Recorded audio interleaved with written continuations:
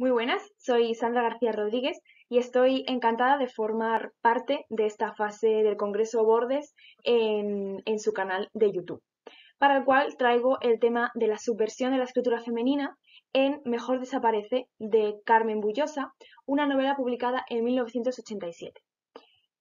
Traigo precisamente este concepto de escritura femenina para deslindarlo de la connotación peyorativa que suele ir asociada, puesto que se suele entender la escritura femenina como un estilo sensible, falto de acción y que en definitiva no cumple con una serie de características canónicas que suelen favorecer a las características prototípicamente conocidas como masculinas. A lo largo de esta presentación hay algunas diapositivas que voy a pasar rápidamente porque he incluido bastantes fragmentos de la novela para que quien quiera pueda leerlos después tranquilamente, pero para cualquier tipo de información que se considere necesaria o que interese, os he puesto mi correo electrónico en el cual podéis escribirme en cualquier momento sin ningún tipo de reparo. Por lo tanto, empiezo ya con la presentación. Para introducir la novela considero necesarios algunos apuntes con respecto a la figura de la autora. Carmen Bullosa nace en la Ciudad de México en 1954 y se trata de una poeta, novelista, ensayista que forma parte de la misma generación que otros autores conocidos como Roberto Bolaño. He traído a Carmen Bullosa, aparte de porque disfruto muchísimo de su obra, como veréis es totalmente apasionante. Presenta un rasgo en común en sus novelas que me parece muy pertinente, y es la presencia de estos personajes femeninos que no cumplen con la feminidad y que no quieren cumplir con ella, es decir, que huyen precisamente de las normas de género y de los roles establecidos. Por lo tanto, es evidente que la crítica feminista ha acudido bastante a algunas de sus obras. Una en particular, la titulada Duerme, es bastante analizada por la crítica, pero precisamente Mejor desaparece no cuenta con demasiados estudios, si bien es cierto que es evidente la lectura feminista que se le puede atribuir a la novela. A la autora le preguntan en una entrevista, de la cual traigo estos fragmentos, el porqué de la repetición de este tipo de personajes, a lo que ella responde lo siguiente. El trato a las mujeres en México sigue siendo completamente desigual en el mundo laboral, en el mundo práctico, en el mundo doméstico, en el mundo cotidiano, en todo. Por tanto, es plenamente consciente de la situación de las mujeres en su país y siente una especie de deber de expresar esta situación. Pero lo que me parece transgresor es precisamente la forma en la que tiene de transmitir esta situación. No lo hace a través de una estructura mimética propia del realismo, en el que se dé cuenta de la realidad del día a día de ciertas mujeres, sino que lo realiza a través de esta novela, que como veremos después, es totalmente fragmentada, ambigua y el texto es bastante hermético. En esta misma entrevista, ella expresa que se ha impuesto como obligación trabajar con mujeres, porque le gusta ser mujer. Dice, es muy extraño porque de verdad en apariencia sí somos como una sociedad más liberada, pero en la práctica es una sociedad todavía enormemente sexista. Entonces, de verdad, he practicado un feminismo involuntario a la manera de Juana Inés. En esta misma entrevista, al realizarle una pregunta acerca de precisamente la escritura femenina y el feminismo en su obra, ella expresa que lo femenino que le interesa es el lado oculto de la feminidad. Como dice aquí, es lo salvaje, lo indomesticable, la oscura ley del cuerpo, lo incivilizable del hombre y la mujer, o lo que la civilización ha dejado al lado de las palabras, al margen de la moral.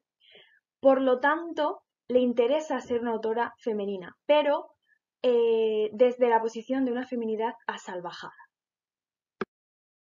Una vez conocida la posición de la propia autora con respecto al concepto que queremos tratar en esta presentación, paso ya a hablar de la obra en concreto en la que nos vamos a centrar. Esta obra es Mejor desaparece y, como ya he dicho antes, los críticos coinciden en ese carácter hermético del texto.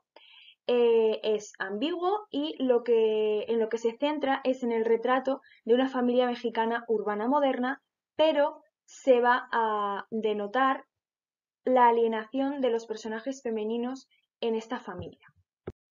Nos vamos a encontrar, por tanto, un modelo típico de familia, en este caso de familia mexicana, que es totalmente disfuncional.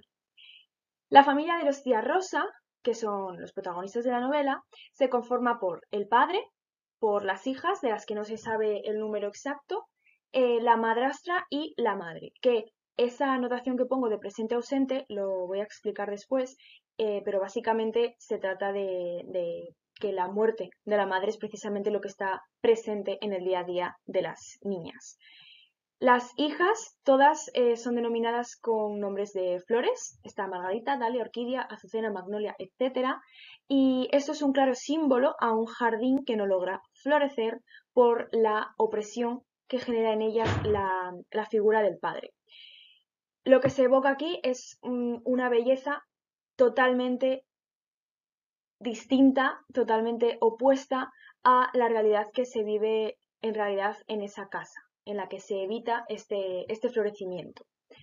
El título en sí es bastante significativo porque responde a la frase no vales nada, así que mejor desaparece. Y esta es la sensación que van a tener las mujeres a lo largo de toda la novela. En cuanto al tipo de narración al que acudimos en esta novela, nos vamos a encontrar tres casos. Por un lado están las narraciones fragmentadas de las hijas, que es prácticamente un discurso, un balbuceo, es un discurso incoherente, y se basa sobre todo en los recuerdos que tienen las hijas de la convivencia en la casa. Por otro lado, existe un narrador desconocido, que probablemente sea la madre, como vamos a ver más tarde, y por otro lado, la narración del padre en el último capítulo. Acudimos por primera vez a sus palabras en primera persona. La focalización, como digo, está puesta en los recuerdos y en la visión de las niñas que se encuentran como turistas en su propia casa, y esa es la sensación que transmiten a través de la incomodidad de la lectura de sus recuerdos. Como aquí veis en este fragmento, ella misma explica que está narrando desde el futuro, es decir, después de tantos años, y quién puede asegurarme que no sea solo producto de mi imaginación todo lo que está narrando, puesto que la convivencia en esa casa es un total caos y sienten que tienen que abandonarla. Y es desde la posición desde la que nos narran la mayoría de ellas.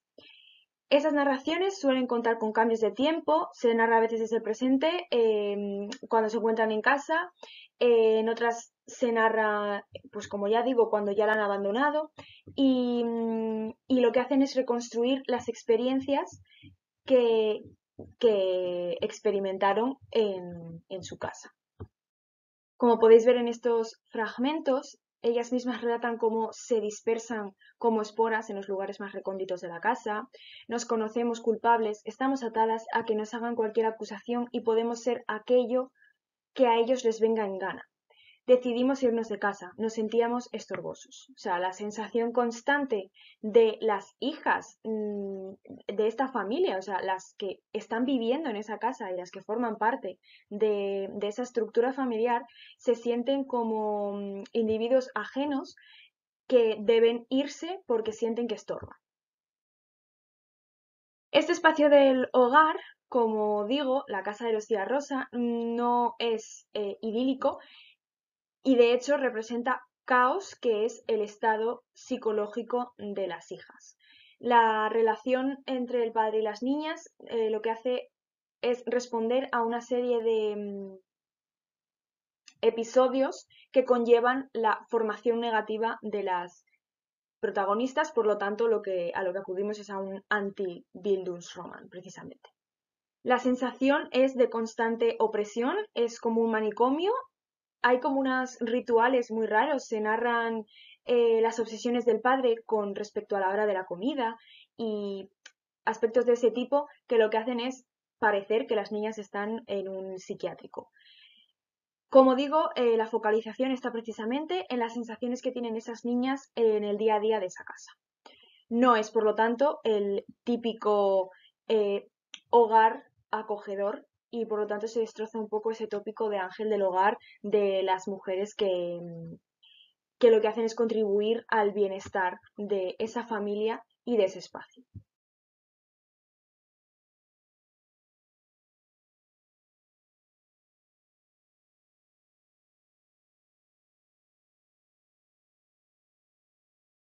Para daros una idea de lo extraña que resulta esta narración desde el comienzo, os he incluido esta diapositiva en la que hago referencia al comienzo de la novela, puesto que empieza con la irrupción de eso.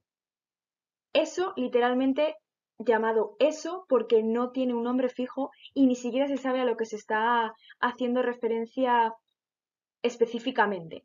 Es decir, se le ha preguntado incluso a la escritora, a Carmen Bullosa, y esta ha explicado eso como una especie de desecho, algo que invade la casa, que a veces es la madrastra, a veces es la muerte de la madre, la atracción del padre a la madrastra, y que lo que hace es desorbitar la vida de todos, pero que realmente no es una forma específica que responda a un acontecimiento a lo que pueda ser, de lo que pueda ser un símbolo, no.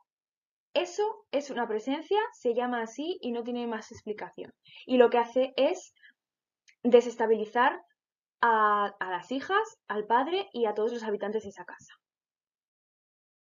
En este punto quiero señalar el papel de la madre, que es bastante importante en toda la narrativa de Bullosa, en la que suele precisamente destacar esta ausencia materna y los efectos devastadores que esto suele tener en las hijas y en las familias.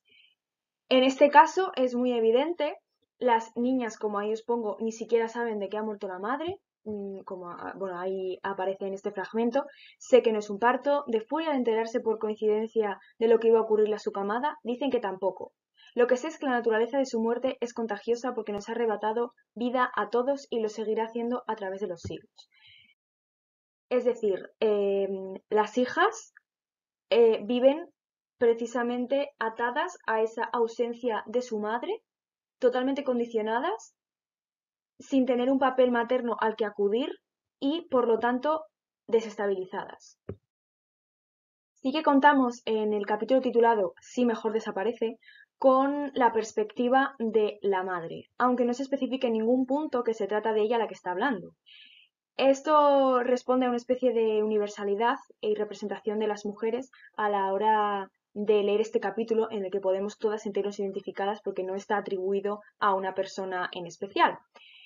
Es interesante, a pesar de que no me voy a detener mucho en ello porque da para una conferencia entera, es solo este capítulo, es interesante los vínculos que se establecen entre este personaje y el de Bertha Mason de Jane Eyre o Ancho Mar de los Sargazos, porque se pueden vincular a través del tema de la locura y de la histeria femenina, puesto que se tratan de mujeres que están totalmente borradas de la sociedad, oprimidas a través del calificativo de locas o de histéricas.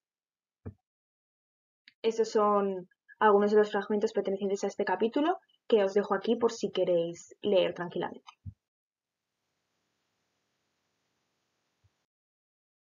Para finalizar, aunque de forma precipitada, os dejo aquí algunas de las conclusiones que, si os resultan interesantes, os animo a escribirme al correo y a discutir conmigo. Sí que quiero destacar la de la liberación, la de la falta de liberación femenina en esta novela, puesto que los personajes femeninos no llegan nunca a liberarse de ese peso familiar y de ese abuso por parte de la figura paterna.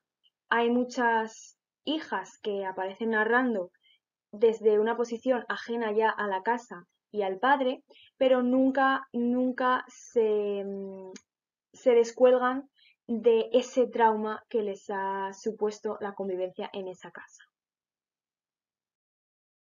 Aquí os dejo las referencias bibliográficas que he consultado y Y por último, quiero daros las gracias por vuestra atención y de verdad que os animo a hablarme para cualquier tema, sobre todo si está relacionado con esta novela que verdaderamente me fascina y que considero que es plenamente transgresora y que no responde a esos estereotipos que suelen asociarse con la escritura femenina y que por lo tanto se trata de un ejemplo precisamente de subversión y de reivindicación con respecto al concepto.